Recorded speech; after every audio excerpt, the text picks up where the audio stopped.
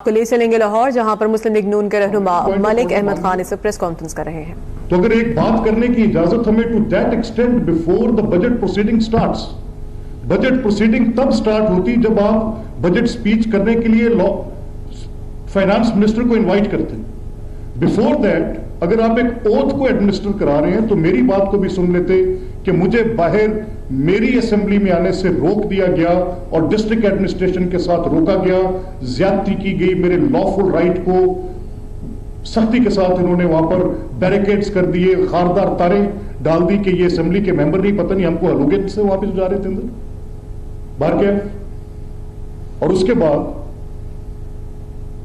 Protest में हम protest करना चाहते थे। यस, कैसे रूटीन की बात चलेगी जब ये वेस्टमिनिस्टर मॉडल ऑफ डेमोक्रेसी है, ये इसमें दो पहिए हैं, एक ऑपोजिशन है और ये ऑपोजिशन कुछ 10, 15 या 20 या 30 लोगों पर मुश्तमिल नहीं है, इक्वल नंबर की ऑपोजिशन है। We as opposition party of the Punjab with the largest mandate, हम इस बात का तकाजा करते हैं कि हमारी ऑपोजिशन के हकूक का एहतराम किया जाए। और अगर मुझे इस बात पर लॉफुल प्रोटेस्ट करने पर, जिसको मैं समझता हूं कन्विंसिंगली कि शहबाज शरीफ को गलत अरेस्ट किया गया है और उसके साथ कनाइवेंस है गवर्नमेंट की, और कनाइवेंस साबित होती है कि नैब की तरफ से कोई हैंड आउट नहीं आता, फेडरल मिनिस्टर इंफॉर्मेशन आते हैं और नैब के स्पोक्स पर्सन बनते हैं, पूरे केस की डिटेल्स की बात करते हैं, अरेस्ट को प्रिडिक्ट करते हैं, बताते हैं कि किस वक्त में कितने लोग पकड़े जाएंगे, डेट्स तक इनके रेलवे मिनिस्टर आके देते हैं कि शहबाज शरीफ को फलां तारीख को पकड़ लिया जाएगा, तो हम कनाइवेंस कैसे नहीं समझेंगे। और फिर इनके जो इंफॉर्मेशन मिनिस्टर पंजाब में, उनकी तो मंतक ही निराली है। हम दरख्वास्त रिक्विजिशन के लिए स्पीकर पंजाब असेंबली को देते हैं और वो किबला तशरीफ लाते और आके कहते हैं कि इजलास नहीं हो सकता। By under what right? Is this a lawless country? कैसे ये मामला चलेगा? और अगर आप इतनी टेम्परेचर खुद बढ़ा देंगे और उसके बाद आप एफआईआर देंगे, दरखास्तें भेजेंगे पुलिस को कि इन मेंबरान के खिलाफ पहले असेंबली के अंदर आने से मुझे आप रोके, मैं अपनी ऑपोजिशन लीडर की नोटिफिकेशन के लिए आपके पास जाऊं तो एक फेक सिग्नेचर्स की स्टोरी सेल करे, did anybody come to apologise? किसी ने माजरत की? वो किसका हैंड आउट था? किसने वो बात की थी आगे के फेक सिग्नेचर्स हैं?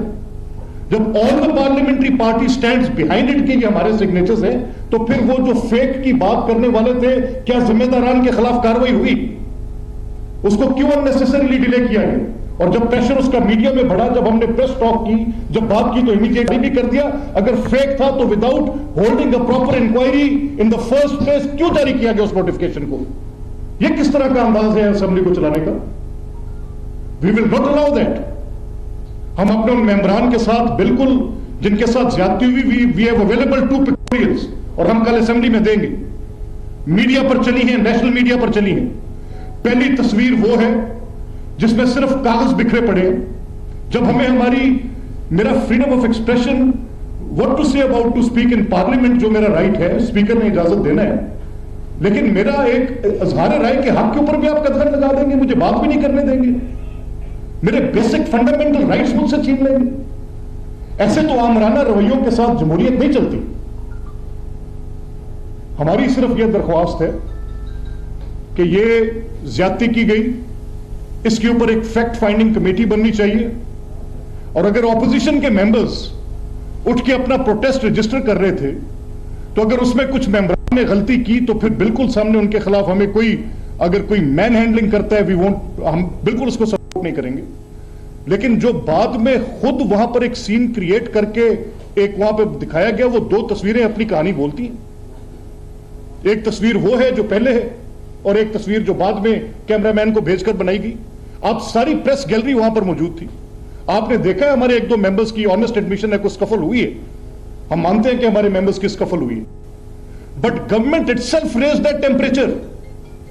वो अपने बेंच से उठ के हाफ बजे स्पीकर तक तो खुद आ गए। कोई स्पीकर की कुर्सी पर झगड़ा डालने जा रहा था। Don't we know the parliamentary norms? क्या हमारे मेंबरान इस हद तक ना बल्द थे कि वो जाते और जाके किसी पे अटैक कर देते? No sir, not at all. मतलब ये तो आपने ऐसा एक वो बना दिया सिलसिला के आपने पिछले 10 साल पार्लियामेंट ये असेंबली रही, सूबाई असेंबली पंजाब, ऑपोजिशन ने बेतहश एहतजाज किया, कोई एक कान बड़ी आवाज सुनाई नहीं देती थी, मेंबर्स बहुत थोड़े थे। हमने बड़ी खंदा पेशानी के साथ बर्दाश्त किया, हर तनकीद को बर्दाश्त किया, गलत बेबुनियाद तनकीद को बर्दाश्त किया, विदाउट द फैक्ट्स बेसलेस बातों को बर्दाश्त किया। किसी जगह पर हमने उनको उनकी बात करने से नहीं रोका। जब मौका मिला, जो पार्लियामेंट का हुस्न होता है उसके मुताबिक अपनी बात की कि आपने ये कहा, ये दुरुस्त नहीं था, कह रहे हैं ये दुरुस्त है, फैसला लोग कर लेंगे। ये तो कोई अंदाज नहीं कि आप उनकी ठीक है, आपका इख्तियार है बतौर स्पीकर, आप वहां पे राउडी सिचुएशन नहीं होने देना चाहते, ठीक है, दुरुस्त है, आपका इख्तियार है, लेकिन it has to be exercised judiciously. इंसाफ पर मबनी इस्तेमाल होना चाहिए।